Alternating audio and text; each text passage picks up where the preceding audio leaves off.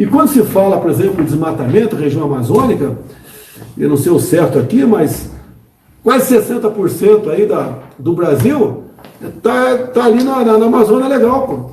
Como é que você vai tomar conta de uma área enorme como essa? Agora, uma outra mentira. A floresta nossa é úmida, não pega fogo. Os satélites do INPE mostram que os focos de calor na Amazônia voltaram a aumentar em setembro. Até ontem, dia 14, o número de focos deste mês já passava de 20 mil. Em apenas 2 semanas do mês, a Amazônia já teve mais queimadas do que em setembro inteiro do ano passado. De janeiro até ontem, o INPE registrou 64.500 focos de incêndio na região, alta de 11%, comparado ao mesmo período do ano passado. O Brasil é o país que mais preserva o meio ambiente.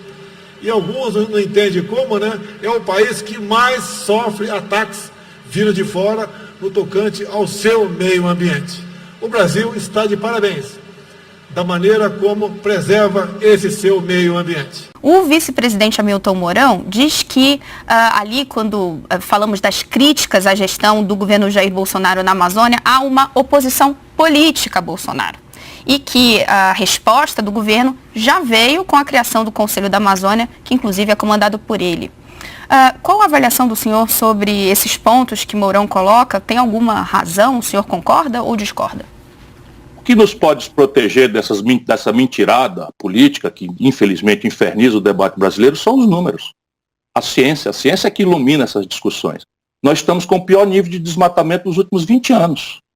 Nós temos mais de 2.700 hectares no mês de julho, né, queimados. E não é só a Amazônia, o Pantanal, 12% do Pantanal, que é um bioma absolutamente sensível, matando as onças, os jacus, os tuiuius e tal. Isso está acontecendo. O que é que eles fizeram? Mandaram quebrar o termômetro. Demitiram o cientista mais qualificado do Brasil em matéria de controle e monitoramento de território e clima, que é o cientista do INPE, e agora nomearam um general que não entende patavina. Destruíram toda a condição de comando e controle sobre o território, substituindo os operadores de comando e controle do IBAMA, e o general não vai poder entupir com conversa fiada o que eu estou dizendo. Hoje o IBAMA está desempoderado, o ministro do Meio Ambiente foi pilhado, não é, dizendo que é para passar a boiada, e é para passar a boiada. Qual é a boiada? São garimpeiros e desmatadores ilegais para produzir gado. Isso está destruindo o próprio conceito do produto brasileiro no estrangeiro. O agronegócio brasileiro daqui a pouco vai pagar muito caro essas imprudências.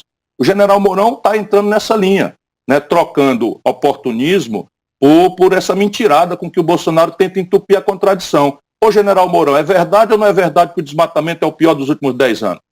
É verdade ou não é verdade sob o ponto de vista científico? E o que é que militar pode fazer em relação a isso? Militar não pode lavrar um auto de infração.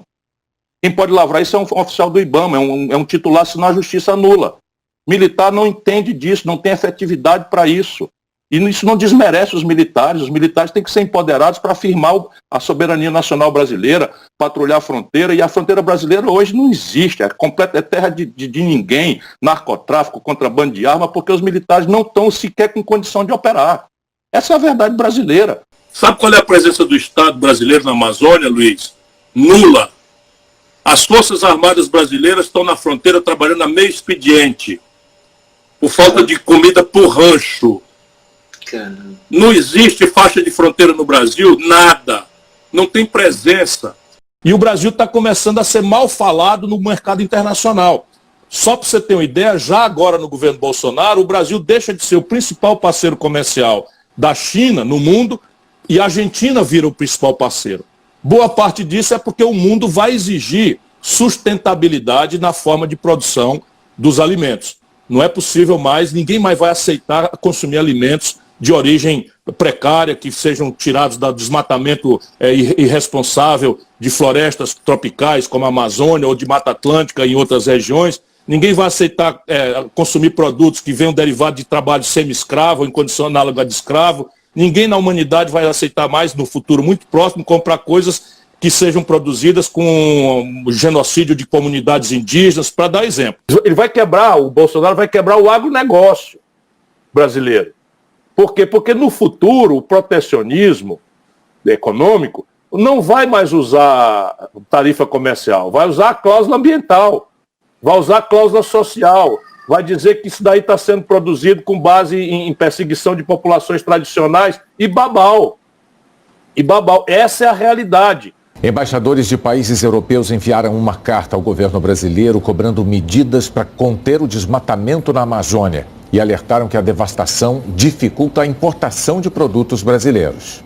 Na carta enviada ao vice-presidente Hamilton Mourão, assinam a Bélgica e a Parceria das Declarações de Amsterdã, que é um grupo formado por 7 países: Alemanha, Dinamarca, França, Itália, Holanda, Noruega e Reino Unido. Eles cobram um compromisso político firme e renovado por parte do governo brasileiro para reduzir o desflorestamento. Afirmam esperar que isso se reflita em ações reais imediatas e que é legítimo o interesse da Europa em consumir alimentos produzidos de forma justa, ambientalmente adequada e sustentável. A carta destaca que enquanto os esforços europeus buscam cadeias de suprimento não vinculadas ao desflorestamento, a atual tendência crescente de desflorestamento no Brasil está tornando cada vez mais difícil para empresas e investidores atender a seus critérios ambientais, sociais e de governança. Especialistas em comércio exterior alertam que os produtos brasileiros já estão perdendo espaço no mercado internacional. E esse cenário pode piorar se o país não frear o desmatamento. A Europa é um grande mercado consumidor e ela cria precedentes para outros mercados também. E muitas vezes esse tipo de argumento acaba virando barreiras protecionistas contra a exportação de produtos brasileiros que não tem nada a ver com o desmatamento. Nós, os brasileiros, estamos desafiados a mostrar ao mundo que nós sabemos cuidar desse tesouro que vale muitos trilhões de dólares a mais em pé do que desmatado. Quantos hectares de depredação florestal a Samsung produziu em Manaus? Nenhum. Então as pessoas estão trabalhando. Eu visitei a Samsung, uma fábrica limpinha, arrumada e tal, as pessoas estão ali todas e tal, e está produzindo um celular de alta qualificação tecnológica e não desmatou nenhum. O que é que eu estou querendo dizer?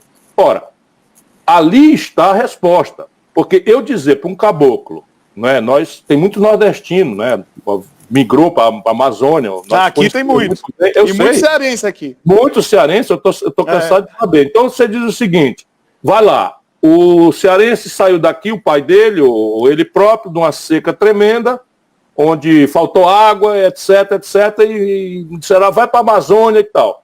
E na época, 30 anos atrás, o INCRA dizia, eu só te dou o papel da terra se tu desmatar, provar para mim que desmatou. Aí o caba entra, pega 4 malária, desmata, vai no INCRA, pega o papel, que aliás não consegue regulamentar até agora, papapá, uma questão fundiária grave, e de repente, agora não pode mais desmatar. Eu tenho um borrego para dar de comer, meu filho, eu tenho que dar de comer, e tem um pé de mogno ali, que se eu cortar, me dá R$1.000, R$1.500, uma tora de mogno, e eu não posso cortar, e o meu filho chorando com fome. É impossível. Se você não der alternativa para as pessoas, e é até cruel. Agora, então a grande questão é, o cérebro da Amazônia está entre vocês. Não é ninguém de Brasília, não é ninguém do Rio de Janeiro, ninguém de São Paulo, embora todo mundo se sente meio dono da Amazônia, brasileiro, sim, sim. Mas o cérebro, quem sabe como manejar a Amazônia, está entre vocês. Está lá no Emílio Gueldi, no Pará, e está no INPA. Então é só trazer esse cérebro e dizer o seguinte, meu irmão, o que diabo é desenvolvimento sustentável? Todo fuleiragem fala isso no mundo inteiro e tal. Desenvolvimento sustentável tem que ser traduzido no prático. No prático. Então, meu irmão, você não vai derrubar o mogno para ganhar R$1.500, porque você ganha R$1.500 uma vez e vai vender madeira não certificada e tal. Agora eu vou te ensinar a fazer cosméticos de base fitossanitária.